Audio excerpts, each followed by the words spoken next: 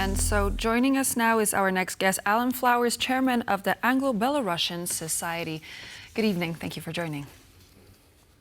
Yes, although I'm chair of the Anglo-Belarusian Society, I'm speaking here in my independent capacity as an academic with over 30 years' experience with Belarus.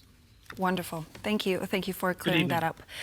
So as we're looking at the situation on the Polish-Belarusian border, we know that the last time we looked at Lukashenko starting to use migrants as a part of the hybrid warfare and pushing them from Belarus to Poland, this seemed to be a smokescreen for something bigger, and we saw Ukraine being attacked only but a few months after that began to happen. Are we to see some new developments? Is it yet another smokescreen?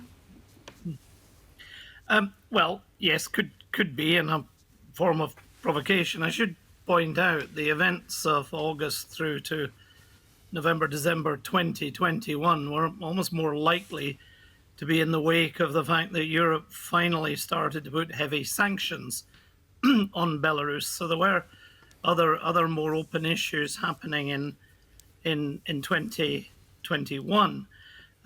Where we have, of course, got new issues now is that we're into springtime. It's quite clear that Mr.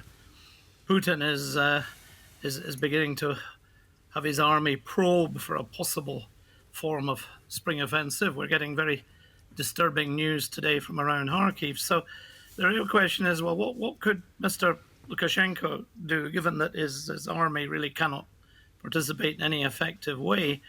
And with all the discussions about NATO potential action and on the borders, there's no doubt that now would not be a bad time to stir up issues on a NATO border. And of course, the politics in Poland got stirred up about this issue. And it's very interesting that the Prime Minister of Poland, Donald Tusk, will be visiting the border tomorrow. It'll be very interesting to see what pronouncements he makes about the way this potential threat of what currently is only being described as a few hundreds. A figure of about 800 has been mentioned in a BIPOL report, which I believe TVP has circulated.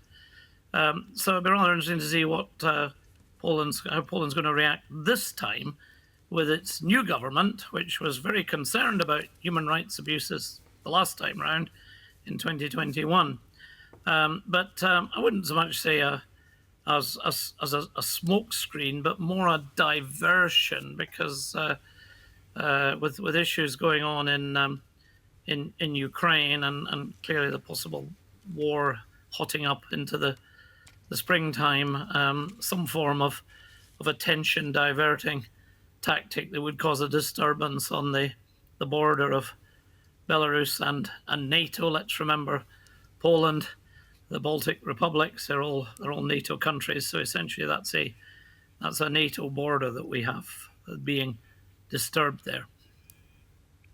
Right. So, I mean, on that note, I just want to also illustrate, because I think context is important here. And I think, as you rightly put, that potentially before Mr. Tusk may have been more raising those human rights issues in terms of migrants. But I think in terms of policy, security has been very much a continued, I think, policy here for this new government that we have now. But I just want to illustrate, there's a few images. And the first one I'm going to bring up, now this is from 2021 on the Polish border. If we can just share that with you and our viewers right now.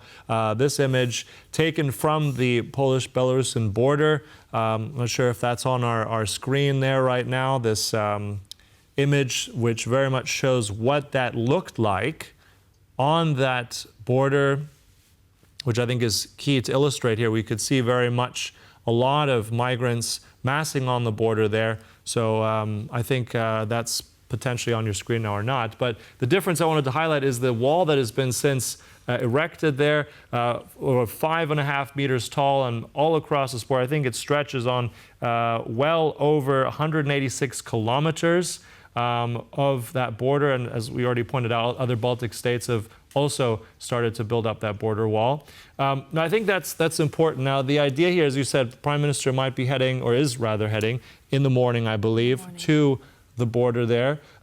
Is this now an issue that Europe is, let's say, taking more seriously? Because I think this has been one where the EU and other countries have been looking away. Is this now something that collectively Europe sees more as a priority? How do you view that?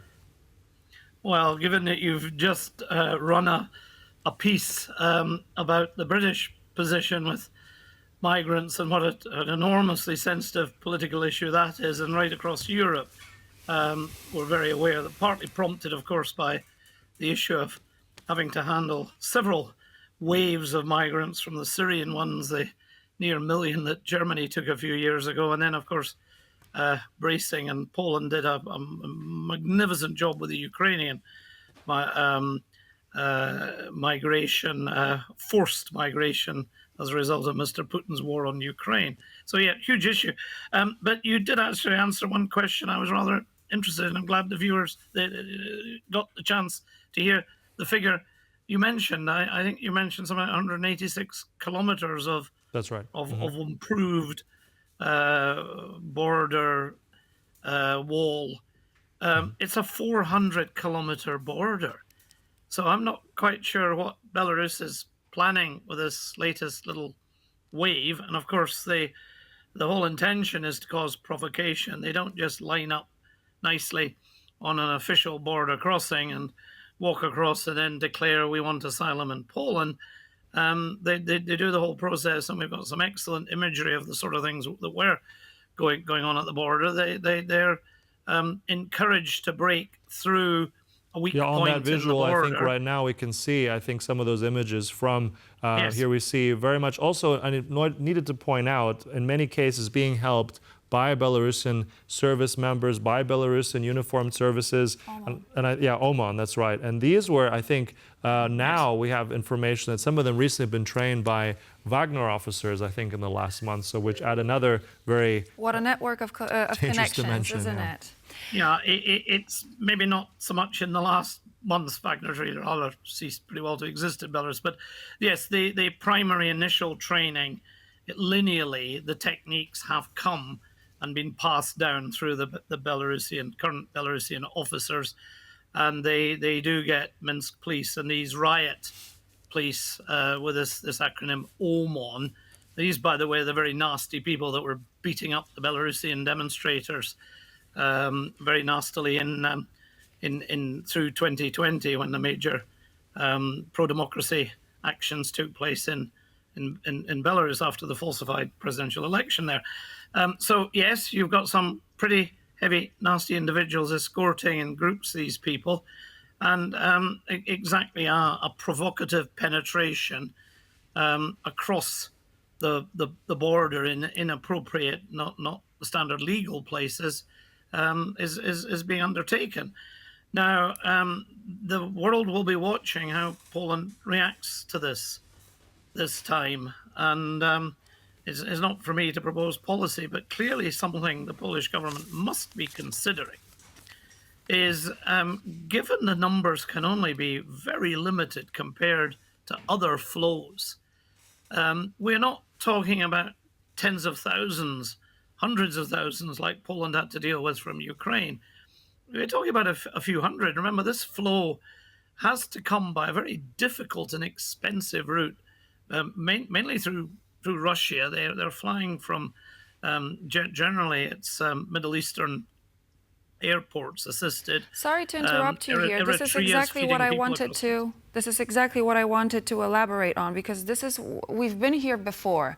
I mean, you spoke about the little wave, as you said previously, but we still have to remember that these people who are going to be trying to cross that border are still human beings, living, breathing Yes. people who are trying to, just get to a better place to make a living.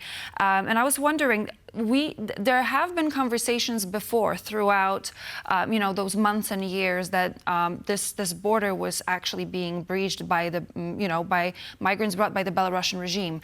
Is there any way to stop these people from actually coming to Belarus, where they're being used as pawns in the hybrid war? Well, as somebody in Britain who's got this issue being talked about, we have a rather large channel, and people come across into our country on boats. Now, it might be well worth those making decisions for what to do with these people it would be the equivalent of asking, is there any way to stop people in the middle of the sea, the middle of the channel that's between France and Britain? You end up, if they're coming towards you, and it's not a very pleasant return journey with baton-waving OMON individuals behind your back, you're really literally between the rock and the hard place, and it's a question for Poland as to how much of a hard place it's going to be, and how you then process and handle people that come undoubtedly illegally. There are marked border crossings, and of course the Belarus technique is not to just line them up in an orderly queue to do a proper asylum claim at the border, having been passed through a Belarus proper checkpoint, and do what you might call a legal entry, but to do this breaking through a protected border area, which of course poses considerable difficulties for the Polish authorities, how you then deal with that, since there'll be no clear recorded arrangement that they had passed out of Belarus legely. So returns issues all come into that. Many issues there. The real question for Poland is Poland going to create a human rights issue like happened the last time? And the numbers were not inconsiderable. They were getting up to the few thousands. Other than application, all right, we'll have to conclude it there, Alan. There's many more layers to this, which we won't be able to, unfortunately, get to, but really fascinating insights there. Alan Flowers, appreciate all that today. Thank you very much. Good topic. Thank you very much. Very important.